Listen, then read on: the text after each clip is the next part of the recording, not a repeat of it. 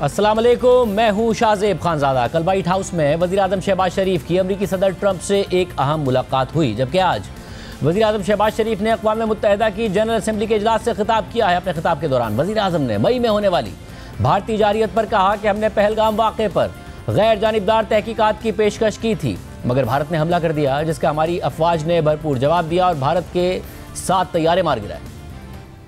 When in May this year, my country confronted unprovoked aggression from our eastern front, the enemy came shrouded in arrogance. We sent them back in humiliation, delivering our bloody nose. India sought to extract political gains from a human tragedy by spurning my sincere offer of an independent international investigation into the Pahalgam incident. Instead, it attacked our cities and targeted our innocent civilians. When our territorial integrity and national security were violated, our response was in accordance with the right of self-defense under Article 51 of United Nations Charter. Our valiant armed forces, under the stellar leadership of Field Marshal Syed Asim Munir,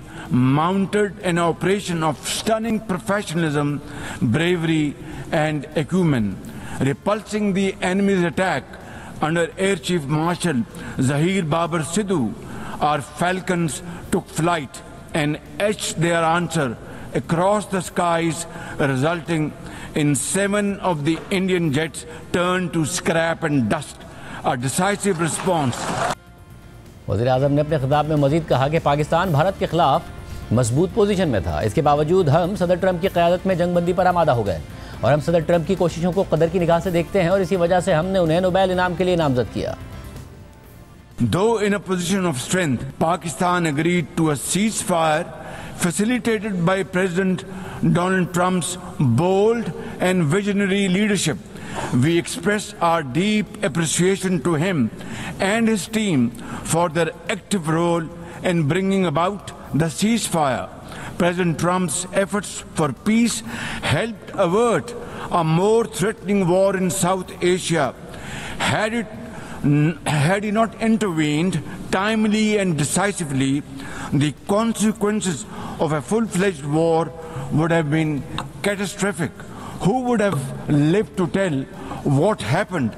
And therefore, in recognition of President Trump's wonderful and outstanding contribution to promote peace in our part of the world, Pakistan nominated him for Nobel Peace Prize. And I think this is the least we could do for his love for peace. वज़ीर आज़म शहबाज शरीफ ने सिंताज़ मुआहदे पर कहा कि भारत की जानिब से एकतरफ़ा और गैर कानूनी तौर पर सिंताज़ मुआहदे को मुअत्तल करने की कोशिश इस मुआहदे की शिकों और बैनुल-अक़वामी कानून के उसूलों की खिलाफ वर्जी है। इस मुआहदे की किसी भी खिलाफ वर्जी को एक्ट ऑफ वॉर समझा जाएगा। जबकि वज़ीर आज़म ने अपने खिताब में भारत को जामे मुज़ाकरात की पेशकश करते हुए कहा कि पाकिस्तान भारत के साथ तमाम हल तलब मसाइल पर एक जामे और नतीजा खेज़ मुकालमे के लिए तैयार है। Now we seek to win peace in our part of the world. And this is my most sincere and serious offer before this August Assembly of the World Nations. Pakistan stands ready for a composite, comprehensive and result-oriented dialogue with India on all outstanding issues. वज़ीर आज़म ने मकबूजा कश्मीर से मुतालिक अपने खिताब में कहा कि मैं कश्मीरी अवाम को यकीन दिलाना चाहता हूँ कि मैं उनके साथ खड़ा हूँ और पाकिस्तान की अवाम भी उनके साथ है।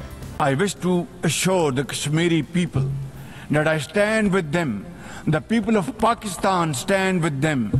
And one day soon, inshallah, India's tyranny in Kashmir will come to a grinding halt. Kashmir will gain its fundamental right to self-determination through an impartial plebiscite under the auspices of this very organization, United Nations. वज़ीर आज़म शहबाज शरीफ ने अक़वाम मुत्तहिदा की general assembly में गज़ा में Israeli जारियत पर कहा कि हम गज़ा के बच्चों या दुनिया के किसी भी बच्चे को मायूस नहीं कर सकते और ना ही हमें यह हक़ है कि हम उन्हें मायूस करें। हमें फ़ौरन और बिला ताख़ीर जंगबंदी का रास्ता तलाश करना होगा। पाकिस्तान फ़लस्तीनी अवाम के इस मुतालबे की मुकम्मल हिमायत करता है कि खुद मुख्तार फ़लस्तीनी रियासत कायम की जाए। We cannot and we must not fail these children of Gaza or any child anywhere in the world. We must find a path to a ceasefire now and just now. Pakistan firmly supports the demand of the Palestinian people for the establishment of a sovereign Palestinian state with pre-1967 borders and Al-Quds Sharif as its capital. Palestine can no longer remain under Israeli shackles. It must be liberated and liberated with full commitment and with full force. जबकि इससे पहले जब वज़ीर आज़म खिताब करने के लिए आ रहे थे, रास्ते में भारतीय सहाफ़ी के सवाल पर उन्होंने कहा कि हम भारत की जानिब से होने वाली सरहद पार दहशतगर्दी को शिकस्त दे रहे हैं। Prime Minister Sharif, when are you going to stop cross-border terrorism? When are you going to stop cross-border terrorism, Pakistan Prime Minister? Cross-border terrorism, we are defeating them. इसके अलावा आज अक़वाम मुत्तहिदा की जनरल असम्बली में इसराइल के वज़ीर आज़म Netanyahu ने भी खिताब किया, लेकिन आज जैसे ही नेतन्याहू अक़वाम मुत्तहिदा की जनरल असम्बली में खिताब के लिए स्टेज पर पहुंचे तो मुतादिद ममालिक के नुमाइंदे एहतजाजन हॉल से वॉकआउट कर गए और जैसे ही नेतन्याहू ने बोलना शुरू किया तो हॉल में नारों की आवाज़ें भी सुनाई दी। इस दौरान अमरीकी वफ़द अपनी नशिस्तों पर मौजूद रहा। Place order in the hall. Place order in the hall.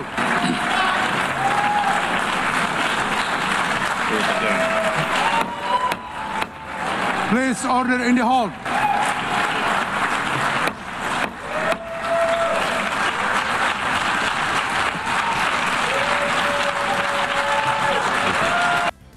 इस सारी सूरत हाल में कल व्हाइट हाउस के ओवल ऑफिस में वज़ीर आज़म शहबाज शरीफ की अमेरिका के सदर ट्रंप से अहम मुलाकात भी हुई। और अहम बात यह है कि 6 साल के बाद ये किसी भी पाकिस्तानी वज़ीर आज़म की व्हाइट हाउस में अमेरिकी सदर से पहली मुलाकात है। इस मुलाकात में army chief field marshal Asim Munir भी वज़ीर आज़म के साथ मौजूद थे। इसके अलावा मुलाकात में अमेरिकी नायब सदर जेडी वेंस और वज़ीर ख़ारजा मार्को रूबियो भी शरीक थे। तकरीबन 1 घंटा 20 मिनट तक जारी रहने वाली इस मुलाकात में मीडिया तो मौजूद नहीं था और इस मुलाकात के लाइव मनाजिर सामने नहीं आए। ताहम मुलाकात के बाद इस हवाले से तस्वीर और वीडियो सामने आई है जिनमें अमेरिकी सदर ट्रंप और उनकी इंतजामिया के अराकीन वज़ीर आज़म शहबाज शरीफ और army chief field marshal Asim Munir से खुशगवार माहौल में मिलते नजर आ रहे हैं। वज़ीर आज़म ने आज अक़वाम मुत्तहिदा के इजलास से खिताब के बाद मीडिया से बात करते हुए अमेरिकी सदर ट्रंप से होने वाली मुलाकात की तफसीलात बताई। अच्छी मीटिंग हुई, बड़ी खुशगवार माहौल में। उन्होंने पाकिस्तान के साथ जो तजारती ताल्लुकात, जॉइंट वेंचर, सरमायाकारी के लिए उन्होंने बहुत ही हौसला अफजा बातें की और उन्होंने वहीं पर अपनी कंपनीज को कहा कि वो पाकिस्तान फ़ौरन जाएँ और जाके वहाँ पर सरमायाकारी के जो मौके हैं उनको बात करें। और मैंने प्रेसिडेंट ट्रंप का एक मरतबा फिर दिली शुक्रिया अदा किया कि उन्होंने खत्ते में पाकिस्तान और हिंदुस्तान के दरमियान जंग बंद कराने में कलीदी किरदार अदा किया उनकी टीम ने। तो मैंने उनको 24 करोड़ जो अवाम है उनकी तरफ से मैंने उनका शुक्रिया अदा किया। 24 करोड़ आवाम की तरफ से, अपनी तरफ से, हुकूमत की तरफ से कि आपने जंग बंदी का ये दानिशमंदाना फैसला जो आपने कराया, अपनी प्रोएक्टिव अप्रोच है उसको पाकिस्तानी कौम बड़े अच्छे अंदाज में देखती है। और न सिर्फ ये बल्कि अगर जंग बढ़ती तो खत्ते में क्या तबाही होती तो बचता वही बताता।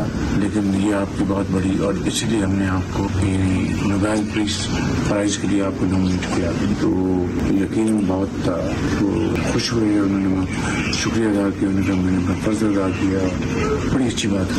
वाज़ेह रहे कि वज़ीर आज़म शहबाज शरीफ की सदर ट्रंप से मुलाकात ऐसे वक्त में हुई है कि जब मशरिक़ वस्ता में कशीदगी अपनी इंतहा को पहुँच चुकी है और इसराइली जारियत की वजह से हालात मुसलसल बिगड़ते जा रहे हैं। इस सिलसिले में मंगल को ट्रंप ने अहम अरब और इस्लामी ममालिक के रहनुमाओं से मुलाकात भी की थी। इस मुलाकात में वज़ीर आज़म शहबाज शरीफ भी शरीक थे। इस मुलाकात में सदर ट्रंप ने गज़ा में जंग के खात्मे के लिए 21 निकात पर मुश्तमिल एक मनसूबा पेश किया था। रिपोर्ट्स के मुताबिक अमरीकी सदर ने मुस्लिम ममालिक से इस मनसूबे की हिमायत का मुतालबा किया था। ताहम इस दौरान उन्होंने अरब ममालिक को यह यकीन दहानी भी कराई थी कि इसराइल मकबूजा मगरबी किनारे को अपने साथ जम नहीं करेगा। इसराइली मीडिया के मुताबिक निजी सतह पर ट्रंप इस हवाले से इसराइली वज़ीर आज़म नेतन्याहू को खबरदार भी कर चुके हैं, जबकि अब सदर ट्रंप अवामी सतह पर भी इसराइल को खबरदार कर रहे हैं। कल व्हाइट हाउस में मीडिया से बात करते हुए सदर ट्रंप ने कहा कि मैं इसराइल को मगरबी किनारे को जम करने की इजाज़त नहीं दूंगा, मैं ऐसा होने नहीं दूंगा, बहुत हो गया, अब ये रुक जाना चाहिए। I will not allow Israel to annex the West Bank. No, I will not allow it. It's not going to happen. Did you speak with Netanyahu about this directly? Yeah, but I'm not going to allow it. Whether I spoke to him or not, I did. But I'm not allowing Israel to annex the West Bank. There's been enough. It's time to stop now, okay?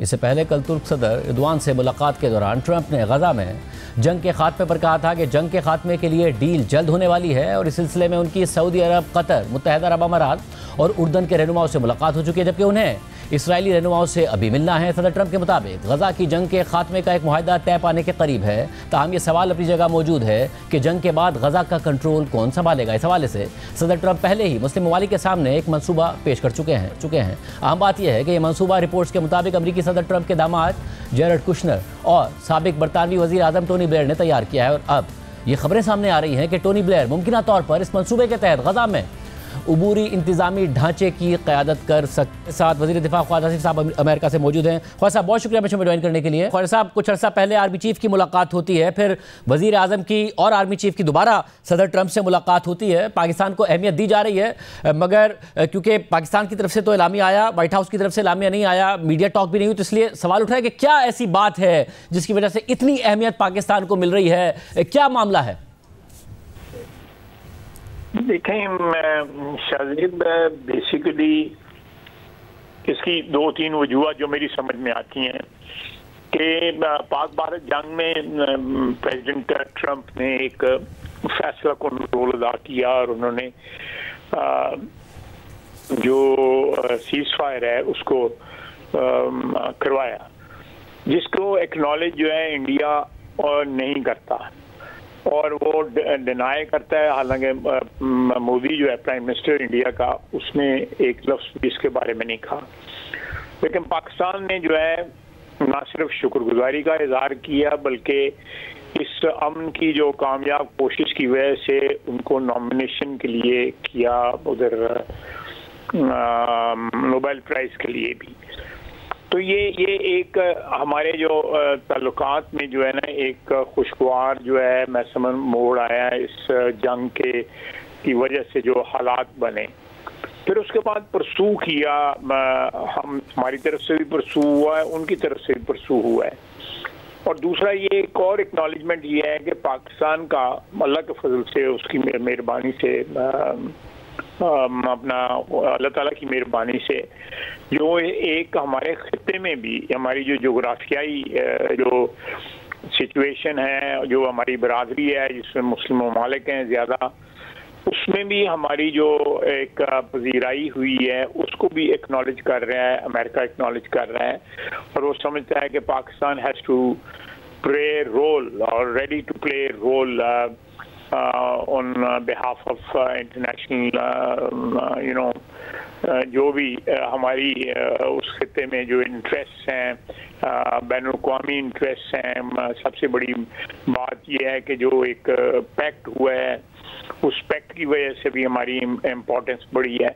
तो ये बहुत सारे factors हैं। तो ख्वाजा साहब, ये कोई ऐसी demand नहीं है अमेरिका की तरफ से जो कि पाकिस्तान के कोई मौक़िफ़ के खिलाफ हो, या कोई ऐसी कोई डिमांड नहीं है अमेरिका की तरफ से पाकिस्तान से? नहीं, कोई नहीं। बाकी मेरा मतलब अखबारी बातें जो है होती रहती हैं, लेकिन कोई डिमांड नहीं है। और अल्हम्दुलिल्लाह इंशाल्लाह हम अगर कोई डिमांड आती है, बोल तो कोई डिमांड नहीं है, अगर कोई डिमांड होती है तो अपने मफादात को मद्देनजर रख के ही हम उस पर फैसला करेंगे। हम कोई ऐसी डिमांड जो है माजी हमारे सामने है कि हमने जब भी अपनी जो खुद मुख्तारी के अलावा कंसिडरेशन जो थी उनके को मद्देनजर रख के फैसले किए, तो जो भी फैसले किए हमने खारजा पॉलिसी में, उससे हमें नुकसान पहुंचा और अभी तक वो नुकसान उठा रहे हैं दहशतगर्दी के सूरत के अंदर जो है। मैं समझता हूँ कि मौजूदा मैं जो बार बार ये कहता हूँ कि ये एक कॉम्बिनेशन, एक पार्टनरशिप जो है हाइब्रिड सिस्टम की, वो प्रोड्यूस कर रही है, वो डिलीवर कर रही है। और ये अमेरिका के साथ भी ताल्लुकात में जो बेहतरी है, खुशगवार तब्दीली जो आई है, ये भी उसी के डिविडेंड है। और ख्वाजा साहब, आप खित्ते की भी बात करते हैं कि पाकिस्तान ने एक तो जंग में परफॉर्म किया, उसके बाद आप कह रहे हैं कि जो खित्ते के हालात हैं उसमें ज़ाहिर दो अहम बात हैं। एक तो सर ट्रंप ने पहली दफ़ा कल कैटेगोरिकली कहा कि इसराइल को मगरबी किनारे को जम करने की इजाज़त नहीं दूंगा, मैं ऐसा नहीं होने दूंगा, बहुत हो गया। और फिर ये भी खबर है कि 21 पॉइंट्स का उन्होंने एजेंडा दिया। अरब ममालिक और मुस्लिम ममालिक ने भी अपने काउंटर कुछ मुतालबात सदर ट्रंप के आगे रखे, वो जो मुलाकात हुई थी। तो क्या इस तनाजुर में ही पाकिस्तान को या फिर ईरान के हवाले से भी, क्योंकि उनके मुज़ाकरात हो जाएं, कोई बात आगे बढ़े, कोई डील हो जाए, उसमें भी पाकिस्तान की अहमियत है और कुछ चाहता है अमेरिका? देखो शाहजेब, आपके सवालों में ही जवाबात भी हैं।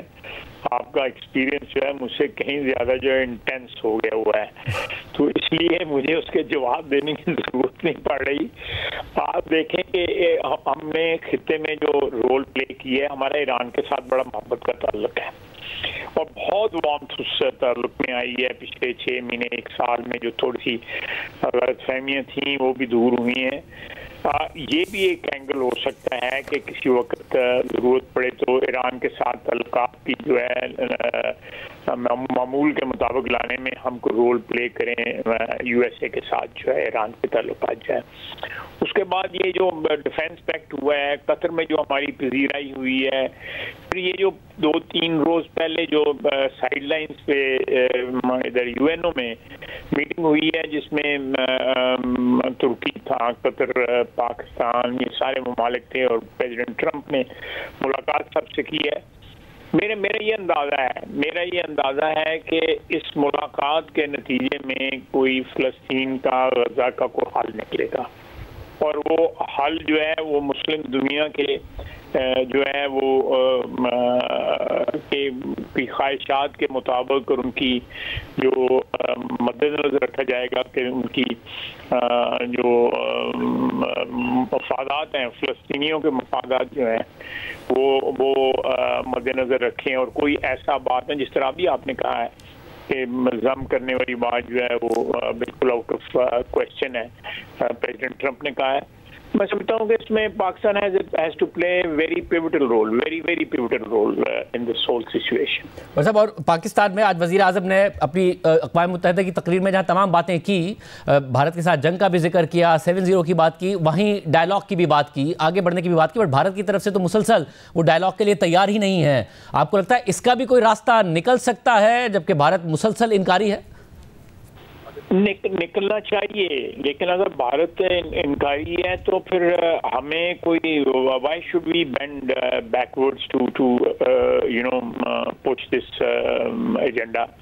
ये कि हमने ज़रूर मुज़ाकरात करने हैं। अगर वो मुज़ाकरात नहीं करना चाहते, अगर मुज़ाकरात में कोई इंटरनेशनल इंटरवेंशन होती है या वो सालसी करते हैं तो हो जाते हैं तो ठीक बात है, लेकिन अगर वो बाइलैटरल के ऊपर ही करते हैं, इंसिस्ट करते हैं, जिस तरह कश्मीर के मतलब उनका इसरार है, तो मैं समझता हूँ कि इस वक्त तो हमारी तरफ से तो ऑफर है लेकिन कोई सब्सटेंटिव प्रोग्रेस बिल्कुल कोई नहीं हुई।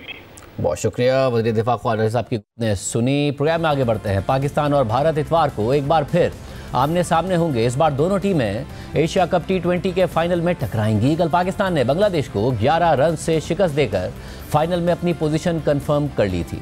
मैच के बाद नुमाइंदा जियो न्यूज़ और प्रोग्राम स्कोर के मेज़बान याह्या हुसैनी ने शायकीन से गुफ्तगू की तो उन्होंने बांग्लादेश के खिलाफ जीत पर खुशी का इज़हार किया और कहा कि पाकिस्तान फाइनल में इंडिया को शिकस्त देगा। हम बिल्कुल तैयार है। जिस तरह आज के मैच में एग्रेशन दिखाया है ना, हमें इसी तरह का एग्रेशन चाहिए, इसी तरह की फील्डिंग चाहिए और हारिस राऊफ ने जिस तरह बॉलिंग की जज्बा जगा दिया और इंशाल्लाह इंडिया को तारीखी शिकस्त देंगे ये फाइनल मैच में। होप सो फाइनल में इंडिया के खिलाफ बहुत अच्छा खेलें। वी जस्ट प्रे कि पाकिस्तान इंडिया के खिलाफ भी अच्छा खेले, जैसे लास्ट 3 मैचेस में पाकिस्तान की बॉलिंग अच्छी गई है, इस तरह अल्लाह करे आई विश कि बैटिंग भी अच्छी हो। खुशी इस बात की है कि पाकिस्तान फाइनल में चला गया, ये हमारे लिए सबसे बड़ी खुशी थी। आज जब 135 का टारगेट था मैं बिल्कुल डर रहा था कि काफ़ी नहीं है, लेकिन आज पाकिस्तानी बॉलर्स ने स्पेशली शाहीन और हारिस राऊफ ने दिखा दिया कि ये स्पेशल बॉलर। आज लगता नहीं था जीत जाएंगे, मगर जो कमबैक किया बहुत ज़बरदस्त किया। पाकिस्तान इंडिया को भी फाइनल के अंदर जो उनकी एक्सपेक्टेशन है ना सबको तोड़ देगा। इंडिया प्रेशर में होगा। पाकिस्तान ने आज जिस तरह से बॉलिंग की है, स्पिन बॉलिंग ने बहुत अच्छी बॉलिंग की है, मुझे उम्मीद है कि पाकिस्तान फाइनल में हराएगा। फाइनल इंशाल्लाह जीतेंगे और इंडिया को हराएंगे। मैं तो इंडियन हूँ, मैं चाहता हूँ और पाकिस्तान को एक और बार हराए। तो इंडिया से पाकिस्तान का फाइनल, और आप क्या कह रही हैं? जी मैं तो बहुत खुश हूँ। आप तो पाकिस्तान की शर्ट पहन कर आई हैं, इंडिया पाकिस्तान के फाइनल में किसकी शर्ट पहन कर आएंगी? ऑफ कोर्स पाकिस्तान की। पहले हस्बैंड इंडियन हो हम, तो इनफैक्ट वो भी पाकिस्तान कन्वर्ट हो गए हैं, वो भी पाकिस्तानी बनना है। अच्छा, आप पाकिस्तान टीम को क्या मशवरा देना चाहेंगे आप? बस जैसे आज खेले वैसे ही खेलते रहें। तो आपको लगता है 2017 की तारीख दोहराएगी टीम पाकिस्तान? इंशाल्लाह, जरूर, क्यों नहीं। आज 2 मैचेस का बदला इंशाल्लाह हम फाइनल में पूरा करेंगे और होपफुली इंशाल्लाह अच्छी परफॉर्मेंस। बैटिंग हमारी थोड़ी सी कमज़ोर है, तो होपफुली इनको चाहिए कि बैटिंग पे काम करे थोड़ा सा, और बॉलिंग हमारी माशाल्लाह और फील्डिंग भी माशाल्लाह ठीक है। वीकनेस पकड़ लिया, संडे इंशाल्लाह हमारा। एक बात बता दूं, हम नहीं डर रहे लेकिन वो डर रहे हैं। I am very happy with Saim Ayub के उन्होंने अगर बैटिंग में परफॉर्मेंस दी थी तो उन्होंने बॉलिंग करके बैलेंस कर दिया। तो अल्हम्दुलिल्लाह happy to see Pakistan in final and इंशाल्लाह ताला हम लोग बाउंस बैक करेंगे और फाइनल में इंडिया को हराएंगे। पाकिस्तान जिस तरह खेल रही है अभी जीती आज, यही इसी टेम्परामेंट के साथ और तीनों सेक्टर में परफॉर्म करें इंशाल्लाह पाकिस्तान का अच्छा गेम हो सकता है। हम ये नहीं कहते कि पाकिस्तान 100% जीते, लेकिन मेहनत करके जीते, ये नहीं कि बस बैटिंग में फेल हो गए और कोई रिजल्ट नहीं आ रहा। मैं तो बस बहुत ज़्यादा खुश थी और ओवरऑल परफॉर्मेंस पाकिस्तान की। इंडिया जब भी पाकिस्तान का अगेंस्ट आता है, चाहे वो जीता हुआ है क्यों ना हो, उनकी बॉडी लैंग्वेज से पता चलता है कि वो डर रहे हैं। इसी तरह उनकी आवाम भी डर रही होती है, आपको पता है सारी चीज़ें। और हमें नहीं पता हम 2 हारे हैं कि हमें उससे कोई फर्क नहीं पड़ता। हम जरूर जीतेंगे फाइनल। हम बस बोल रहे कि India just wait and watch, we are coming.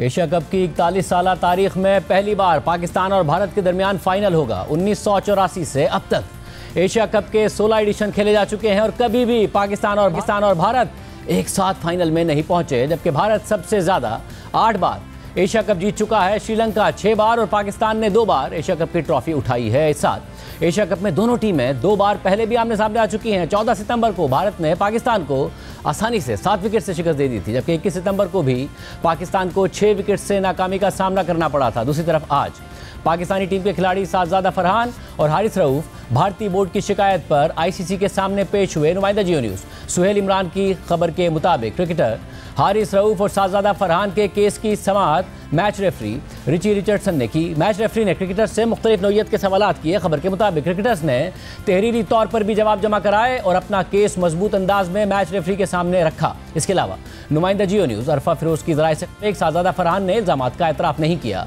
Sajida Farhan ने कहा कि सियासी नौइयत की सेलिब्रेशन नहीं थी और मैंने सेलिब्रेशन में भारत को टारगेट नहीं किया था। और साजिदा फरहान का मजीद कहना था कि पख्तून रिवायात में ऐसे ही सेलिब्रेशन करते हैं। जबकि हारिस रऊफ से 6-0 का इशारा करने के बारे में पूछा गया तो हारिस रऊफ ने जवाबन सवाल कर दिया कि मुझे बताया जाए कि आप लोगों के ख्याल में इसका क्या मतलब है। Referee Richie Richardson Haris Rauf के इस सवाल पर खामोश हो गए, तो फिर रेफरी ने हारिस रऊफ से कहा कि आपका इशारा शायद किसी और चीज़ की तरफ था। हारिस ने जवाब दिया कि आप बताएं मैं किस चीज़ की तरफ इशारा कर रहा था, जिस पर रेफरी ने हारिस रऊफ से पूछा कि आपने इशारा बार बार क्यों किया। तो हारिस रऊफ का कहना था कि यह सिर्फ शायकीन के लिए था, इसके अलावा कुछ नहीं, इल्ज़ामात के हक़ में कोई सबूत नहीं। हारिस रऊफ का तहरीरी जवाब में भी यही मौक़िफ़ रहा। इसके बाद ज़राए से खबर सामने आई है कि हारिस रऊफ पर मैच फीस का 30% जुर्माना आयद कर दिया गया है और साजिदा फरहान को वार्निंग दे दी गई है। इसके अलावा कल पाकिस्तान की शिकायत पर आईसीसी ने भारतीय कप्तान सूर्य कुमार यादव की सरजनिश की थी और आज राय के मुताबिक मैच रेफरी रिची रिचर्डसन ने सूर्य कुमार यादव को कसूरवार करार दे दिया और भारतीय कप्तान पर मैच फीस का 30% जुर्माना आयद कर दिया है। पाकिस्तान और भारत के दरमियान हैंडशेक तनाज़े पर भारत के साबिक वजीर और भारतीय ओपोजिशन जमात कांग्रेस के रहनुमा शशि थरूर ने कहा था कि 1999 में कारगिल वॉर के दौरान जब हमारे फौजी मर रहे थे तब भी हमने पाकिस्तान के खिलाफ मैच खेला था, या तो पाकिस्तान से मैच ना खेलते, और जब मैच खेलने का फैसला हो चुका है तो खेल के जज्बे को बरकरार रखना चाहिए था और पाकिस्तानी टीम से हाथ मिलाना चाहिए था। If we feel so strongly about Pakistan, we should not have played. If we were going to play them, we should play in the spirit of the game, and we too should have handshakes. We've done this before. In 1999, when the Kargil war was going on a very day when soldiers were dying for our country, we were playing the World Cup in England in Manchester against Pakistan. We were shaking their hands even then, because the spirit of the game is a different spirit from what goes on between countries, between armies, and so on. It just shows that this spirit of the game is lacking on both sides. But certainly we need not have initiated. अब इतवार को दोनों टीमें एक दफ़ा फिर आमने सामने होंगी और फाइनल होगा। साबिक कप्तान राशिद लतीफ़, साबिक क्रिकेटर सिकंदर बख्श, अहमद शहजाद और प्रोग्राम स्कोर के मेज़बान सैयद हुसैनी हमारे साथ मौजूद। चारों का बहुत शुक्रिया। राशिद भाई, पहले आपसे, एक तो 30% जुर्माना हारिस रऊफ पर भी, 30% जुर्माना सूर्य कुमार यादव पर भी, फाइनल के लिए कम से कम चीजें रिपीट ना, उसके लिए बेहतर हुआ? और ये बताएगा कि क्या हारिस रऊफ को उतना ही जुर्माना पड़ना चाहिए था जितना सूर्य कुमार यादव को पड़ा, या सूर्य कुमार यादव को ज्यादा जुर्माना होना चाहिए था? नहीं, इनका ऑफेंस ज्यादा था। इनकी नौयत जो थी ना वो पॉलिटिकल थी और वो दो कंट्रीज के बीच में जो हुआ उसके बारे में थी। इसके अलावा आप शुभमन गिल का उसी रात को बयान देख लें, आप x.com पे मौजूद है, जिसमें उन्होंने डेडिकेट किया था। ये भी एक ऑफेंस है, इनको भी दायरे में लेके आना चाहिए था। उसी रात बीसीसीआई ने भी एक ट्वीट की है, उसमें भी उन्होंने सराहा है कि जो हमारे कैप्टन ने बोला बिल्कुल ठीक है और हम बैक करते हैं on end of the field. तो मुझे हैरत इस बात की है कि इन लोगों को क्यों नहीं किया गया, जुर्माना नहीं किया गया, बुलाया नहीं गया, क्योंकि ये ज्यादा बड़ा जुर्म है जो कि साहबजादा फरहान ने किया है या हारिस रऊफ ने किया। ये तो एक्ट है ना, वो हो सकता है, लेकिन ये तो आप लिख रहे हैं ऑन रिटर्न है, सामने ही लिखा हुआ है, मेरे पास रखा हुआ है, दोनों का, बीसीसीआई का भी, शुभमन गिल का भी। और मुझे बहुत हैरत है कि आईसीसी ने इसको देखा नहीं और किसी ने इसको रिप्रिमाइंड किया नहीं। और जो हुआ मेरे ख्याल से कप्तान के ऊपर कम हुआ है। ये सस्पेंशन होती है, यहाँ पे फाइन नहीं होते। जब आप चले जाते हैं ना डिस्क्रिमिनेशन कोड में, वहां पे सस्पेंशन होती है, वहां पे आपको डीमेरिट पॉइंट दिए जाते हैं। ये शायद दोनों को छोड़ दिया गया, दोनों ममालिक के अच्छा मैच करने के लिए इतवार को, शायद इसी वजह से इसको छोड़ दिया, वरना ये हैवी फाइन हो सकते थे इसके ऊपर, क्योंकि इसका फायदा अब और लोग उठाएंगे। ऑस्ट्रेलिया की एशेज होती है इंग्लैंड के साथ, उसमें भी बहुत सारी चीजें हो सकती हैं, क्योंकि आपने एक रेफरेंस क्रिएट कर दिया है छोड़ने का। तो शायद सूर्य कुमार यादव बच के निकल गए यहाँ से। सिकू भाई, आप कहिएगा। देखिए, मैं हमेशा कहता हूँ आईसीसी का मतलब है इंडियन क्रिकेट कंट्रोल, तो उन्होंने अपने लड़के को बचा लिया। ये रेफरी को ये देखना चाहिए था कि जब भी कोई ऐसी वारदात होती है कि शुरू किसने किया, इब्तिदा किसने की। बदतमीजी की जो इब्तिदा है वो भारत की तरफ से हुई, और उसके बाद उसका थोड़ा सा, और जो भारत ने की, जैसे अभी राशिद ने बोला, वो तो आपने बयान दे दिया, सबके सामने बैठ के कह दिया कि जनाब हमने ये किया और उसको डेडिकेट किया। हारिस रऊफ ने तो ऐसी कोई हरकत नहीं की, वो तो सिर्फ हाथ से ऐसे इशारे कर रहा था। वो फुटबॉलर भी कर रहा है, रोनाल्डो है ना शायद जिसने जी रोनाल्डो का क्लिप शेयर किया मोहसिन नकवी साहब। हाँ, तो फिर तो यानी कि वो तो एक इशारा था, वो ऐसे क्राउड के साथ खेल रहा था। लोग खेलते हैं क्राउड के साथ, आप मजाक करते हैं, क्राउड के साथ एंजॉय करते हैं, वो नारेबाजी करते हैं। हमारे दौर के अंदर मुझे अच्छी तरह याद है कि जो क्राउड था वो गाने गाता था हमारे ऊपर, हम उसका जवाब देते थे। तो इसका ये मतलब हुआ कि उसने बहुत बड़ा जुर्म कर दिया। तो जो राशिद कह रहा है कि बिल्कुल सही किया है कि ये इब्तिदा की है, उसने जुर्म की इब्तिदा की है कुमार ने, और उसको ज्यादा बड़ी सजा मिलनी थी। उसको एक आधे मैच का सस्पेंशन होना चाहिए था, चाहे वो फाइनल के बाद आप कर देते, उसको देते, मगर आपने नहीं किया। उस रऊफ ने इतना बड़ा काम नहीं किया। वो तो अगर कैमरा उसको पकड़ता नहीं तो किसी को पता नहीं चलता, मुंह से तो उसने बोला नहीं, उसने तो ऐसे इशारा किया। यानी कि अब ये बात साबित हो गई है कि जो भारत है, हिंदुस्तान है, उसको उसने एक्सेप्ट कर लिया है कि 6-0 जो है उसका एक चिड़ बन गई है, और उसने ये बात साबित कर दी है इस बात को रिएक्ट करके कि उनके 6 जहाज गिरे थे, जो वो कह रहे थे नहीं गिरे। अब ये बात साबित हो गई है और उन्होंने इसको अपनी चिड़ बना ली है। अगली दफा क्या मैं 6-0 लिख के बैठ जाऊं स्क्रीन के सामने, एक टी शर्ट पहनूं, मेरी मर्जी है, तो इसका क्या मतलब हुआ कि मुझ पे फाइन कर देंगे आप? ऐसा नहीं होता।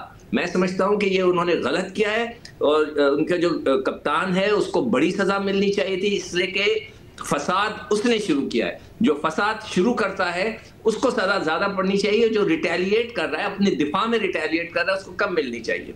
अहमद, आप बताएगा, आपने तो जाहिर है क्योंकि हालिया सालों में क्रिकेट खेली है, तो आप जानते हैं कि कितना कोड ऑफ कंडक्ट स्ट्रिक्ट होता है, क्या इंस्ट्रक्शंस होती हैं प्लेयर्स को, कितनी होना, ये जो सजा है 30% आपके ख्याल में ये फेयर है? नहीं, I agree with both the gentleman here. जो सूर्य कुमार यादव का जो स्टांस था और जिस तरह उन्होंने स्टार्ट किया ये सारा चीजें, और पोस्ट मैच सेरेमनी को जो है स्टेज बना के वहां पे अपने आर्मी को थोड़ा सा फेस कवरिंग करने की कोशिश की, तो उनका फैंस ज्यादा था। लेकिन वो शायद ये भूल रहे हैं कि अब आप सिर्फ फेस कवरिंग ही करते रहेंगे। जो पाकिस्तान की तरफ से होना था, जो पाकिस्तान की आर्मी ने, पाकिस्तान की एयरफोर्स ने करना था, वो कर बैठे थे। अब आप कहां जाके अपना मुंह छुपाते फिरेंगे, और जितना आप इस मामले को उठाएंगे उतनी ही जगरसाई होगी।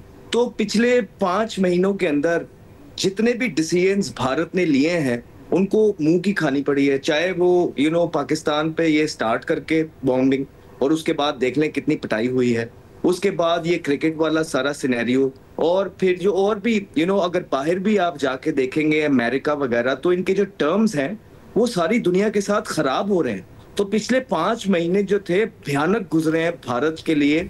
शायद मोदी गवर्नमेंट ने जो है इस तरह चीजें नहीं सोची थी, उन्होंने सोची थी कि अपनी डूबती हुई गवर्नमेंट को मैं इस स्ट्रेटजी से बचा लूंगा, लेकिन एक इंसानों का प्लान होता है, फिर एक अल्लाह का प्लान होता है। अल्लाह ने सारी चीजें जो हैं 5 महीने के अंदर ऐसी कर दी कि जो उन्होंने सोचा था बिल्कुल बरक्स करके दिखा दिया।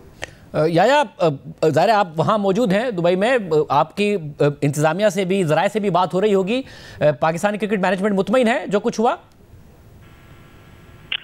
शाहज़ेब खानज़ादा साहब, इस वक्त भारतीय क्रिकेट बोर्ड के लिए जो कुछ 14 सितंबर को उन्होंने किया एक ऐसी हड्डी है जो उनसे उगली जा रही है न निकली जा रही है, क्योंकि हालिया अरसे में जो इंटरनेशनल क्रिकेट काउंसिल अचानक हरकत में आया है, इसके पीछे क्या मुहर्रिकात हैं इसको समझने की जरूरत है। 14 सितंबर को जो कुछ हुआ, हैंडशेक नहीं किया गया, ड्रेसिंग रूम का दरवाजा बंद कर दिया गया और दुनिया को एक मैसेज देने की कोशिश की गई, जिसका जवाब पाकिस्तान क्रिकेट बोर्ड ने 21 तारीख को दिया। और जो हारिस रऊफ का एक्शन था और उसके बाद जो एग्रेशन पाकिस्तान टीम का ग्राउंड में नजर आया, शायद भारत की टीम को इस बात का अंदाजा नहीं था कि फाइनल में उनका पाकिस्तान से मुकाबला होगा। लेकिन अब भारतीय कैंप में खलबली सी मची हुई है, वो बहुत ज्यादा घबराए हुए हैं, खासतौर पर शाहीन शाह अफरीदी और हारिस रऊफ की बॉलिंग को लेकर। अगरचे मेरा ये कहना शायद बहुत सारे लोगों को हजम ना हो, उनको ये हैरानकुन लगे कि यार जो भारत की बैटिंग लाइनअप है वो पाकिस्तान की टीम से डर रही है, तो इसका खुलासा आपको 28 तारीख को हो जाएगा, जब भारत की टीम प्लान कर रही है कि पाकिस्तान के खिलाफ बाद में बैटिंग नहीं करना, क्योंकि उनके लिए अब $1 मिलियन क्वेश्चन ये होगा कि वो 2 मैच तो जीते हैं, लेकिन 28 तारीख को अगर पाकिस्तान टीम ने 2017 की तारीख को दोहराया तो फिर भारत के लिए एक बहुत ही अजीबोगरीब सी सिचुएशन होगी, एक कोहराम बन जाएगा। तो भारत की क्रिकेट बोर्ड में और इस वक्त इंटरनेशनल क्रिकेट काउंसिल में एक अजीबोगरीब सी सिचुएशन है, और उस वजह से इस वक्त ये मैच रेफरी की हेयरिंग और ये सारी चीजें हो रही हैं, क्योंकि अब उनको खतरा ये है कि जो पाकिस्तान टीम है वो अब क्या करेगी। उन्होंने तो जो करना था वो कर लिया और अब वो ये सारी चीजें समेटना चाह रहे हैं। और राशिद भाई, अब कल हमने मैच खेला, ज़ाहिर पाकिस्तान की बॉलिंग ने, कल भी जब बात हो रही थी कि बड़ा ज़बरदस्त कमबैक किया, शाहीन शाह अफरीदी ने ज़बरदस्त बॉलिंग की, पाकिस्तान के स्पिनर्स ने बहुत अच्छी बॉलिंग की, फिर आखिर में हारिस रऊफ ने बहुत अच्छी बॉलिंग की। मगर जो भारत है, अब श्रीलंका के खिलाफ भी आज अभिषेक शर्मा वही 200 का स्ट्राइक रेट, तकरीबन 31 गेंदों पर 61 रन, 196 का स्ट्राइक रेट, ज़बरदस्त खेल रहे हैं। क्या वाकई पाकिस्तान का संडे को चांस है, पाकिस्तान की बॉलिंग इतनी अच्छी हो गई है कि जो बैटिंग की शॉर्टकमिंग्स हैं उसे दूर करके हम भारत को हराने में कामयाब हो जाए, या कुछ ना कुछ रद्दोबदल करें? देखिए, लास्ट 2 मैचेस में जो सामने आए हैं वो है शाहीन शाह अफरीदी, उनकी पेस, उनकी स्विंग, उनका बाउंस, वो हैरत अंगेज तौर पे चेंज आया है। वो उनके अंदर एक एनर्जी आई है जो कि शायद इंडिया पाकिस्तान की रेवलरी की वजह से आई है। गुस्सा होता है किसी में, वो शाहीन अफरीदी की सूरत में नजर आ रहा है, और उनके पहले स्पेल या पहले दूसरे तीसरे ओवर से ही टीम यकजा हो जाती है, क्योंकि जब आपको सपोर्ट मिल रही है, कप्तान को सपोर्ट मिल रही है, विकेट मिल रही है, तो फिर उसके बाद टीम एक साथ हो जाती है। तो शाहीन अफरीदी को क्रेडिट जाता है कि जिस तरह से उन्होंने अपनी पेस को इंक्रीज किया है, 143-45 पर चले गए, कहाँ 130 पे वो आ गए थे। बाकी अभिषेक की अभी बैटिंग देख ही रहा था, मोस्टली अहमद भी देखेंगे, और ऑफ साइड पे बहुत ज्यादा रन बनाए उनके, 260 का स्ट्राइक रेट ऑफ साइड पे, और ऑन साइड पे भी बहुत ज्यादा है, 160 का स्ट्राइक रेट है। लेकिन मोस्टली वो रूम देते हैं, जैसे फखर जमान दे रहे हैं हमारे, लेकिन उनको अच्छी बॉल टाइम मिल रही, क्योंकि एज ऐसी है, आइज ऐसी है, उनको टाइम मिल रहा है, आज डेज चल रहे हैं उनके। तो वहां पे हमारे टीम मैनेजमेंट को पॉइंट आउट करना पड़ेगा कौन सी बॉल की जाए, क्योंकि अगर आज देखा जाए, आज एक बाउंसर हुई है, उससे भी उन्होंने चौका या छक्का मारा है, लेकिन अनकंफर्टेबल नजर आए। तो राइट शोल्डर पे अगर, लेफ्ट शोल्डर पे अगर उनको बाउंसर किया जाए, लेकिन पहली बॉल नहीं बीच में, तो वो अनकंफर्टेबल होंगे इसमें। अहमद, आप बताइएगा, अगेन ना तो अभिषेक शर्मा के रन्स नीचे आ रहे हैं, ना स्ट्राइक रेट नीचे आ रहा है, मुसलसल मारे जा रहे हैं, और पाकिस्तान के लिए खतरा हो सकता है। कैसे निपटे पाकिस्तान? क्या इतनी अच्छी बॉलिंग हमारी हो गई है कि बैटिंग की शॉर्टकमिंग दूर हो जाए, या फिर बैटिंग में हमें कुछ ना कुछ रद्दोबदल करना चाहिए? देखिए शाहज़ेब भाई, जितना मर्जी अच्छी फॉर्म लगी हो, जितना मर्जी बड़ा प्लेयर हो, एक बॉल ही होना होता है, और कोई भी स्कोर बाहर से लिख के नहीं जाता। क्रिकेट बाय चांस है, जिस दिन आपका दिन नहीं होगा आप आउट होंगे, अच्छा शॉट भी मारा होगा सीधा हाथों में चला जाएगा। जहां तक आप अभिषेक शर्मा की बात कर रहे हैं, हमारी ऑडियंस के लिए बहुत इंपॉर्टेंट है जानना कि वो क्यों इतनी अच्छा खेल रहे हैं। एक तो वो टॉल है, जो टॉल होते हैं उनकी रीच थोड़ी सी छोटे बैट्समैन से ज्यादा होती है, तो वो दूर से पकड़ लेते हैं। दूसरा, टॉल होने की वजह से वो लॉन्ग हैंडल यूज करते हैं, ग्रिप को बिल्कुल बॉटम से नीचे से नहीं पकड़ते, थोड़ा सा ऊपर से पकड़ते हैं, जिसकी वजह से जो उनका फ्लो है बैट का वो बहुत जबरदस्त। फिर लंबे ही होने की वजह से नॉर्मल जो बल्ला आता है बल्लेबाज का वो यहाँ इतने ऊपर से आता है, लेकिन उनका इतना फर्क है, इनका और ज्यादा ऊपर से आता है। फिर एक जो सबसे अच्छी बात है उनकी वो ये है कि उनका कोई भी शॉट है, चाहे वो जहां का बॉल है वहां खेलते हैं और उसका शॉट जो है कमर पे फिनिश होता है। ये जो स्विंग है, आर्क है, ये पूरा बनता है और ये फिनिश होता है कमर पे जाके। इसका मतलब है कि फोर्स जो है वो पूरी वो डेवलप होती है और पूरी लगती है उस शॉट के अंदर। These are few reason. फिर उनकी रिस्ट लॉक रहती है, अगर आप उनकी रिस्ट भी देखेंगे तो वो रिस्ट अपनी खुलने नहीं देते, लॉक रिस्ट के साथ खेलते हैं। सो ऑब्वियसली जिस तरह राशिद भाई ने कहा है, एक पर्पल पैच चल रहा है उसके ऊपर, जो भी वो चीज कर रहे हैं वो is turning into gold. But जहां तक पाकिस्तान की बात रही है, हमने सिर्फ अपनी बेसिक्स पे रहना है। अगर आप इसकी पुरानी वाली इनिंग्स देखेंगे अभिषेक शर्मा की, तो जब भी इन्हें बीच से लेफ्टी का बाहर निकलता है खिंचा हुआ बॉल थोड़ा दूर, short of a good length, वहां से बाहर निकलता तो ये स्ट्रगल करते हैं। और T20 के अंदर अगर आप इनको ऐसे प्लेयर को कि जो जहां मारता जा रहा है लगती जा रही हैं, इसकी ईगो से खेलना पड़ेगा।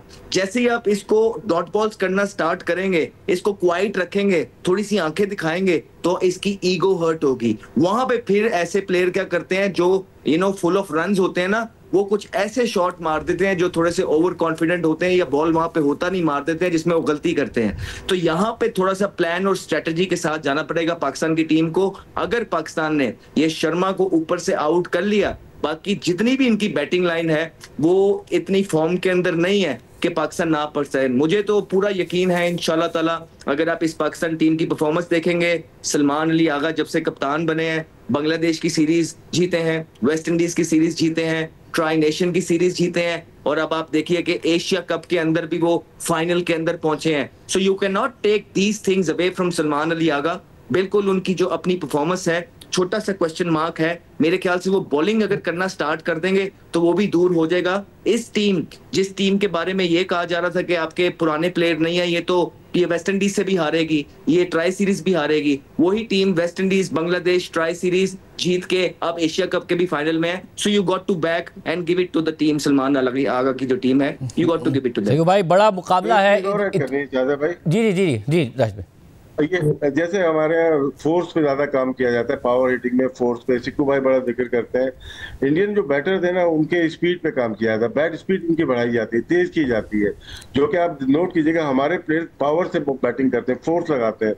अभी अभिषेक को देखें या सूर्या कुमार या दूसरे प्लेयर को देखें, वो अपनी बैट स्पीड पे काम करते हैं। शायद यही फर्क है हमारे बैट्समैन और उनके बैट्समैन। सिक्कू भाई, आप कहिएगा बड़ा मुकाबला है, 2 मैचेस पाकिस्तान हार चुका है, और जब मैं आज देख रहा था कि याया भाई जब बात कर रहे थे वहाँ शायकीन से, तो उनको की तो एक्सपेक्टेशंस बढ़ गई हैं 2 मैचेस जीतने के बाद कि जी इतवार को अच्छा मुकाबला होगा। आप क्या करना चाहिए पाकिस्तान को, किस तरीके से हैंडल करना चाहिए, क्या अप्रोच होनी चाहिए? देखिए, हमें एक तो ये सोचना नहीं चाहिए कि हमारे साथ पिछले 2 मैचों में क्या हुआ। मैंने जितना सारी जिंदगी क्रिकेट खेली है, जब मैं आंखें जब से होश संभाला है, मैंने बड़े बड़े प्लेयरों को ऐसा देखा है जिनकी फॉर्म लगी होती थी, और जब उनके पास बुरा वक्त आया, मैं अपनी टीम का नाम नहीं लेता, मिसाल दे सकता हूं कि जब मैं टीम के साथ था उसमें मैंने इतने बड़े खिलाड़ी को आंसुओं से रोते हुए देखा था जब उससे रन्स नहीं हो रहे थे। जब बुरा वक्त आता है सर, एक बॉल का खेल है, जैसे वो बता रहे हैं, मैं चाहे वो लंबा हो चाहे छोटा, हमारे जमाने में कहते थे जो छोटे कद का बैट्समैन हो, हनीफ मोहम्मद, सुनील गावस्कर, छोटे भी हैं, हर किस्म के लोग होते हैं।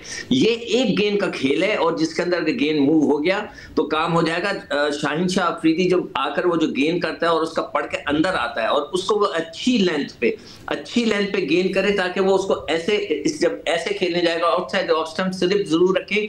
मैं आपको गारंटी देता हूं कि उसकी अगर गेंद मूव कर गया, जिस स्पीड से शाहीन करा रहा है, स्लिप भी लग सकती है, इसको गली लग सकती है। बैटिंग के लिए मैं जरूर कहूंगा कि बैट्समैन थोड़ा सा और एहतियात करें, एहतियात करके खेलें। आई एम 100% श्योर कि एक अच्छा मैच होगा कि पाकिस्तान के बहुत ज्यादा चांसेस है इंशाल्लाह वो प्रेशर में होंगे, हम उनको जरूर पकड़ लेंगे। मगर एक चीज जाने से पहले मैं ये जरूर कहूंगा कि पाकिस्तान में कोई ऐसा स्पॉन्सर्स ढूंढे कि जो शर्ट बनाए सबके लिए, कि जिसमें 06 लिखा हुआ हो या 60 लिखा हुआ हो, वो स्पॉन्सर करे ताकि सारा पाकिस्तान पहन के घूमे, इनको तंग करें, दुनिया के कोने कोने में हम जाएंगे ये पहनकर, ताकि इनको पता चले कि हम करना चाहते हैं। ये करना पड़ेगा इसलिए कि ये उनकी चिड़ बन गई है, इन्होंने अपने आप को खुद ही फंसा दिया इस चक्कर में, ना वो चिढ़ते ना ये काम होता है। जब आप किसी को छेड़ते हैं, मैं आपको एक मिसाल देता हूँ कि एक आदमी था तो उसने कहा इसको हमने इसकी चिड़ बनानी है, उसके दुकान पे गया, वो था फोटोग्राफर की दुकान थी, उसने बोला रोटी है, उसने बोला भाई यहाँ तस्वीरें खींचती है। फिर दूसरी दफा गया, उसने कहा मैं यार तस्वीरें खींचती है। तो तीसरी दफा गया कि मैं रोटी लेने जा रहा हूँ, तो उसने उठा के उसको मारना शुरू कर दिया, उसकी चिड़ बन गई। तो अब उसको सब रोटी ले, तो हम इंडिया की चिड़ बना देंगे। 60 लिखकर स्पॉन्सर करें शर्टें, हम पूरी दुनिया में, मैं पहन के घूमूंगा पूरी दुनिया में, जब भी मैं अमेरिका जाऊंगा पहन के जाऊंगा 60, ताकि उनको पता चले कि मैंने क्यों पहना है। फिर मुझे वो कहेंगे इसका वीजा रिजेक्ट करो। शाहज़ेब भाई आज प्राइम टाइम शो पे रोटियां चल गई। बस सिक्कू भाई के जज्बात कोई नहीं कंट्रोल कर सकता, ना हम ना सिक्कू भाई खुद, इसलिए सिक्कू भाई को जो उन्होंने अपनी चिड़ खुद बनवा ली है और नहीं बनाई। और अगर आप चिड़ने लगेंगे कि 60 क्यों कर रहा है, ऐसे क्यों कर रहा है, अब मैं दुनिया भर में घूमूं ऐसे करता हुआ, तो फिर क्या मुझे मारने लगेंगे क्या? याया आपने बॉलिंग का तो बताया कि जो है वो एक अच्छी फॉर्म में नजर आ रही है। ये बताएगा कि क्या सोच रही है मैनेजमेंट के बैटिंग में कुछ ना कुछ रद्दोबदल किया जाए? जो आप टीम मैनेजमेंट की बात कर रहे हैं कि क्या वो तब्दीली के बारे में सोच रहे हैं, कोई तब्दीली के बारे में सोच नहीं है। कल थोड़ा सा जो है स्ट्रगल कर रहे थे, हारिस रऊफ वो बिल्कुल फिट है, उसके साथ फखर जमान बिल्कुल फिट है। ठीक है 9 मैचों में 5 सिफर किए हैं साइम अयूब ने, लेकिन टीम मैनेजमेंट का इंटेंट बहुत वाज़ेह है, गो एंड किल वाली पॉलिसी है। इसी तरह पाकिस्तान टीम आगे आने वाले मैच में भी खेलेगी और पाकिस्तान टीम ने आखिरी 20 मैचों में 3 महीने में 14 मैच जीते हैं। ये टीम पाकिस्तान का सलमान अली आगा की क़यादत में दूसरा टूर्नामेंट है, ये टीम दूसरे टूर्नामेंट के फाइनल में खेल रही है। तो ये कहना कि कप्तान को अच्छी कप्तानी नहीं करनी आती, साइम अयूब 9 मैचों में 5 मरतबा से सफर आउट हुए हैं, टीम में फहीम अशरफ के साथ हुसैन तलब को खिलाना समझ से बाहर है, क्यों सुफियान मुकीम बाहर बैठे हुए हैं, ये सिर्फ बातें हैं क्योंकि पाकिस्तान टीम जीत रही है और इससे कोई बड़ा जवाब हो नहीं सकता। बहुत शुक्रिया राजीव तजिया, आपने सुना। शामिल करते हैं एक अहम डेवलपमेंट हुई है आज, उसकी तफसीलात आपके सामने रखेंगे ब्रेक के बाद। एक ही अदालत का जज अपने साथी जज के खिलाफ कोई हुक्म जारी कर सकता है या नहीं, इस हवाले से इस्लामाबाद हाई कोर्ट की जस्टिस तारिक महमूद जहांगीरी के केस के तनाजुर में एक कानूनी बहस जारी है और उनके खिलाफ फैसले पर फैसला आ रहा है। जस्टिस तारिक महमूद जहांगीरी के खिलाफ सुप्रीम जुडिशल काउंसिल में रेफरेंस ज़ेर इल्तवा है, जबकि आज जामिया कराची ने उनकी कानून की डिग्री ही मनसूख कर दी है, क्योंकि गुज़िश्ता रोज़ सिंध हाई कोर्ट ने जामिया कराची के सिंडिकेट के फैसले के खिलाफ वकला की दरख्वास्तें अदम पैरवी पर खारिज कर दी थी और आज इस हवाले से तफसीली फैसला भी जारी कर दिया गया है। इससे पहले 16 सितंबर को एक दरख्वास्त की समाअत करते हुए इस्लामाबाद हाई कोर्ट के चीफ जस्टिस सरफराज डोगर और जस्टिस मोहम्मद आजम खान पर मुश्तमिल डिवीजन बेंच ने जस्टिस तारिक महमूद जहांगीरी को काम से रोकने का हुक्मनामा जारी कर दिया था और उस वक्त भी सवाल उठा कि किसी भी जज को काम से रोकने का इख्तियार किसी दूसरे जज या बेंच को नहीं है, बल्कि सुप्रीम जुडिशल काउंसिल को है, जहां जस्टिस तारिक महमूद जहांगीरी के खिलाफ रेफरेंस ज़ेर समाअत है। और फिर 19 सितंबर को जस्टिस तारिक महमूद जहांगीरी ने सुप्रीम कोर्ट में खुद पेश होकर इस फैसले को चैलेंज किया था और इस्तदा की थी कि बतौर जज काम से रोकने का हुक्म मुअत्तल किया जाए और डिवीजन बेंच को मजीद कार्रवाई से रोका जाए। जस्टिस तारिक महमूद जहांगीरी की दरख्वास्त पर जस्टिस अमीनुद्दीन खान की सरबराही में 5 रुकनी आईनी बेंच 29 सितंबर को समाअत करेगा, जबकि जजिस की जानिब से साथी जजिस के खिलाफ कार्रवाई के हवाले से 2 दिन पहले सुप्रीम कोर्ट का एक अहम फैसला सामने आ गया है, जिसमें कहा गया है कि जजेस एक दूसरे के खिलाफ कोई कार्रवाई नहीं कर सकते हैं। फैसला जस्टिस जमाल खान मंदूखेल की सरबराही में 6 रुकनी बेंच ने दिया है, जिसमें जस्टिस मोहम्मद अली मजहर, justice Athar Minallah, justice Hasan Azhar Rizvi, justice Shahid Waheed और जस्टिस मुसर्रत हिलाली शामिल थे। फैसला जस्टिस जमाल खान मंदूखेल ने लिखा है, जिसमें कहा गया है कि यह उसूल तयशुदा है कि सुप्रीम कोर्ट या हाई कोर्ट का कोई जज अपने ही दर्जे के किसी दूसरे जज को जवाबदेह नहीं ठहरा सकता। अगर आला अदालत का जज अपने किसी साथी जज के खिलाफ रिट जारी नहीं कर सकता, तो फिर कैसे मुमकिन है कि उसे यह इख्तियार दिया जाए कि वो आइन के आर्टिकल 204(2) के तहत किसी हाजिर सर्विस जज के खिलाफ हिदायत जारी करे या कार्रवाई शुरू करे और उसे तौहीन अदालत के इर्तिकाब पर सजा दे। लेकिन यह तहफ़्फ़ुज़ बिल्कुल मुकम्मल नहीं है। ये जजेस को बदउनवानी या मिसकंडक्ट के नताइज से नहीं बचाता, क्योंकि यह मामला अदालती इंतज़ाम या नज़्म व ज़ब्त का होता है। सुप्रीम कोर्ट या हाई कोर्ट के किसी जज के खिलाफ बदउनवानी के इल्ज़ाम की तहकीकात और उस पर कार्रवाई सिर्फ आइन के आर्टिकल 209 के तहत सुप्रीम जुडिशल काउंसिल ही कर सकती है। आर्टिकल 209 की ज़ेली शिक 7 के मुताबिक कोई और फोरम सुप्रीम कोर्ट या हाई कोर्ट के जज के खिलाफ बदउनवानी के मामलात की तहकीकात नहीं कर सकता। अगर सुप्रीम कोर्ट या हाई कोर्ट का कोई जज अपने साथी जज के खिलाफ तौहीन अदालत की कार्रवाई शुरू करे तो यह उनके दरमियान बाहिमी एहतराम को नुकसान पहुंचाएगा। आला अदलिया के जजेस के दरमियान खुशगवार ताल्लुकात का कायम रहना अदालतों के मौसर और बेहतर निज़ाम कार के लिए निहायत ज़रूरी है। अगर एक जज दूसरे जज के खिलाफ कार्रवाई करे तो इससे अंदरूनी इख्तिलाफात, शिकायत और रंजिशें पैदा होंगी। नतीजा ये होगा कि अफरा तफरी फैल जाएगी और इंसाफ का निज़ाम टूट फूट का शिकार हो जाएगा, जिससे अवाम का एतमाद ख़त्म हो जाएगा। कोई भी कानूनी निज़ाम इस बात की इजाज़त नहीं दे सकता कि अदालती निज़ाम ही तबाह हो जाए। कोई जज या कोई बेंच किसी अदालती दफ्तर या कमेटी को यह हिदायत नहीं दे सकता कि कोई ख़ास मुकदमा उसके सामने मुकर्रर किया जाए अगर वो उसके दायरा इख्तियार में नहीं आता या रोस्टर के मुताबिक उस बेंच के सामने मुकर्रर नहीं है। इसी तरह कोई जज या बेंच किसी दूसरे बेंच के ज़ेरे समाअत मुकदमा वापस भी नहीं ले सकता अगर सुप्रीम कोर्ट या हाई कोर्ट का हर जज अपनी अदालत के राइज तरीक़ाकार और कवायद की पाबंदी किए बगैर अपनी मर्जी से मुकदमात मुंतखब करके उन पर फैसले करने लगे तो अदालत का नज़्म व ज़ब्त तबाह हो जाएगा। दूसरी तरफ सुप्रीम कोर्ट ने इस्लामाबाद हाई कोर्ट में जजिस के ट्रांसफ़र और सीनियरिटी केस का तफसीली फैसला जारी करते हुए ट्रांसफ़र को आइन और कानून के मुताबिक करार दे दिया है। जस्टिस मोहम्मद अली मजहर की सरबराही में 5 रुकनी बेंच ने 3-2 के तनासुब से फैसला दिया है, जिसमें लिखा है कि मौजूदा आइनी दरख्वास्तों में असल तनाज़ा वो नोटिफिकेशन है जो सदर मुमलिकत ने 1 फरवरी 2025 को जारी किया, जिसके तहत कुछ जजेस का तबादला इस्लामाबाद हाई कोर्ट में किया गया। तमाम दरख्वास्त गुजार ये फैसला चाहते हैं कि ये नोटिफिकेशन आइन के खिलाफ है, चूँकि ये आइनी दरख्वास्त इस्लामाबाद हाई कोर्ट के 5 हाजिर सर्विस जजेस ने बजाते खुद दायर की है, जिसमें दीगर बातों के साथ तबादले के बाद उनकी पुरानी सीनियरिटी मुतासिर होने को चैलेंज किया गया है। इसलिए उनकी दरख्वास्त को मरकजी दरख्वास्त समझा गया है और बाकी तमाम दरख्वास्तों को इसके साथ ही सुना जा रहा है। 1 फरवरी 2025 को वजारत कानून ने एक नोटिफिकेशन जारी किया, जिसके तहत 3 हाजिर सर्विस जजेस का सूबाई हाई कोर्ट से इस्लामाबाद हाई कोर्ट में तबादला कर दिया गया। जिन जजेस का तबादला हुआ उनमें लाहौर हाई कोर्ट के जस्टिस सरदार मोहम्मद सरफराज डोगर, सिंध हाई कोर्ट के जस्टिस खादिम हुसैन सुमरो और बलूचिस्तान हाई कोर्ट के जस्टिस मोहम्मद आसिफ शामिल हैं। इन तबादलों के नतीजे में justice Sarfaraz Dogar Islamabad high court के सीनियर प्यूनी जज बन गए। इस्लामाबाद हाई कोर्ट के 5 दरख्वास्त गुजार जजेस ने उन तबादलों को अपनी सीनियरिटी और हाई कोर्ट की अंदरूनी खुद मुख्तारी पर तजावुज़ करार देकर चैलेंज किया। कई बार एसोसिएशन, जिनमें Lahore high court bar association, Lahore bar association, Karachi bar association शामिल हैं, उनके अलावा बाज़ वकला और दीगर मुकदमात के फरीक़ैन मसलन इमरान खान भी इस मामले में शामिल हो गए और तबादलों की आइनी हैसियत पर तशवीश का इजहार किया। फैसले में तमाम अवामिल का तफसीली जायजा लेने के बाद लिखा है कि आइन के आर्टिकल 200 के तहत जो शराइत और एहतियाती मराहिल मुकर्रर हैं उन पर हर्फ बा हर्फ और असल रूह के मुताबिक अमल किया गया है। एक बार फिर यह वाज़ेह करना ज़रूरी है कि सदर मुमलिकत के पास तबादले का इख्तियार बेकायदा या लामहदूद नहीं है, बल्कि ये 4 सतही तरीक़ाकार के तहत मुनज़्ज़म है। इसलिए हर पहलू से यह बात बगैर किसी शक व शुबे के साबित होती है कि इस तयशुदा तरीक़ाकार और निज़ाम में मुस्तरद करने या तरजीह और फ़ौक़ियत देने का हक़ इंतज़ामिया के बजाय मुकम्मल तौर पर अदलिया के दायरा कार में है। लिहाजा ये किसी भी तरह अदलिया की आज़ादी को मुतासिर नहीं करता, क्योंकि तबादले की तजवीज़ को कबूल या मुस्तरद करने का इख्तियार बगैर किसी समझौते के वाज़ेह तौर पर अदलिया के हाथ में है। ये इख्तियार ना तो अदलिया की आज़ादी को कम करता है और ना ही इसे किसी खतरे में डालता है, क्योंकि फैसला साजी का इख्तियार और रजामंदी मुकम्मल तौर पर अदलिया के कंट्रोल में रहती है। हम ये नहीं कह सकते कि आइन के आर्टिकल 200 का मकसद अदलिया की आज़ादी को कमज़ोर या तबाह करना है। जब जजेस के तबादले से पहले सख्त और जामे एहतसाब और तवाज़ुन का निज़ाम मौजूद है तो इस शिक को अदलिया की आज़ादी के खिलाफ कैसे समझा जा सकता है। ये तबादले तमाम लाजमी तकाज़े पूरे करने के बाद किए गए और हर मुतल्लिका फरीक को एतमाद में लिया गया, जबकि तबादलों की हतमी और मरकज़ी मंजूरी इंतज़ामिया ने नहीं खुद अदलिया ने दी। ऐसी सूरत में यह सोचने की कोई वजह नहीं है कि अदलिया की आज़ादी एक इदारे के तौर पर मुतासिर हुई है, क्योंकि असल फैसला अदलिया ने खुद अपने अराकीन के बारे में किया और चीफ जस्टिस ऑफ पाकिस्तान की मंजूरी और मुतल्लिका जज की रजामंदी के बगैर ये तबादले ना ही मुमकिन थे और ना ही सोचे जा सकते थे। ये तबादले आइन के मुताबिक किए गए और सूबाई नुमाइंदगी के उसूल की भी खिलाफ वर्जी नहीं हुई।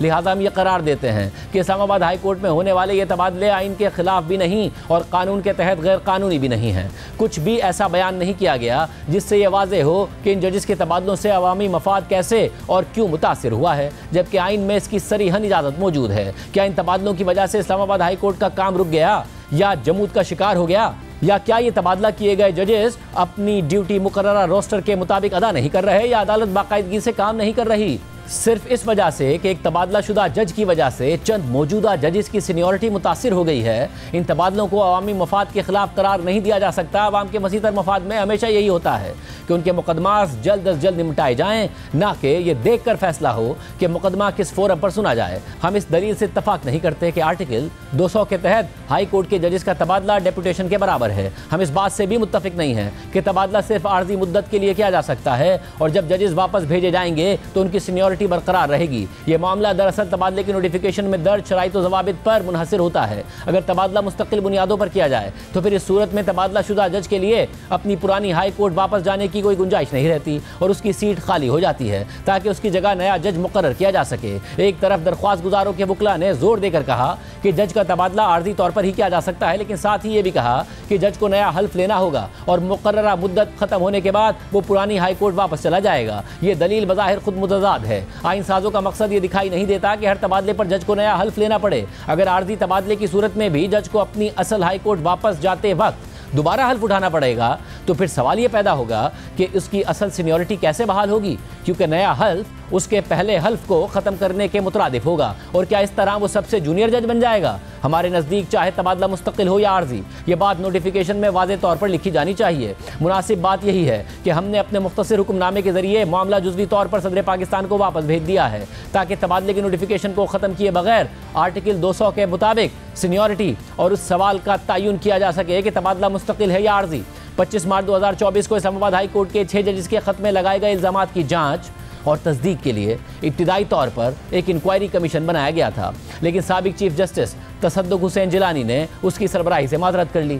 इसके बाद इस अदालत ने खुद नोटिस केस में कार्रवाई शुरू की। एक लार्जर बेंच तश्कील दिया गया जिसमें justice Qazi Faez Isa, justice Syed Mansoor Ali Shah, justice Jamal Khan Mandokhail, justice Athar Minallah, justice Musarrat Hilali और जस्टिस नईम अख्तर अफगान शामिल थे। ये बेंच 3 अप्रैल 2024 और 7 मई 2024 को केस की समाअत कर चुका है, लेकिन यह मामला ताहाल किसी हतमी नतीजे या फैसले तक नहीं पहुंच सका। हालांकि इसे बहुत पहले निपटा दिया जाना चाहिए था। इसमें कोई शक नहीं कि तबादलों की मुबैना वजह यही 6 जजेस का खत है, लेकिन हकीकत यह है कि इस खत पर होने वाली कार्रवाई अभी तक ज़ेर समाअत है। हमारी राय में ये केस मुकर्रर होकर फैसला हो जाना चाहिए था, लेकिन बदकिस्मती से 7 मई 2024 के बाद इसे मुकर्रर ही नहीं किया गया और ये अभी तक ज़ेर इल्तवा है। इस पर मौजूदा कार्रवाई में फ़ैसला नहीं किया जा सकता। मज़ीद ये कि 26वीं आइनी तरमीम को चैलेंज करने वाली मुख्तलिफ आइनी दरख्वास्तें भी इस अदालत में ज़ेर समाअत हैं, इसलिए उनके बारे में भी मौजूदा कार्रवाई में कोई राय नहीं दी जा सकती। बतौर आइनी बेंच हम हर हाल में अपने दायरा इख्तियार में रहना चाहते हैं और कानूनी असरात और तकाज़ों पर फैसला देना चाहते हैं, बजाय इसके कि मुशावरत करने वालों पर लगाए गए इल्ज़ामात में पड़ें जो कि गैर ज़रूरी और बेबुनियाद है। इसलिए हम यह फैसला नहीं कर सकते कि मुतल्लिका चीफ जस्टिस इस्टेब्लिशमेंट की ख्वाहिशात के मुताबिक चल रहे थे या नहीं। ऐसे इल्ज़ामात तो हर तबादले पर आसानी से लगाए जा सकते हैं, क्योंकि इसका तरीक़ाकार और मुशावरत करने वाले हमेशा एक ही होंगे।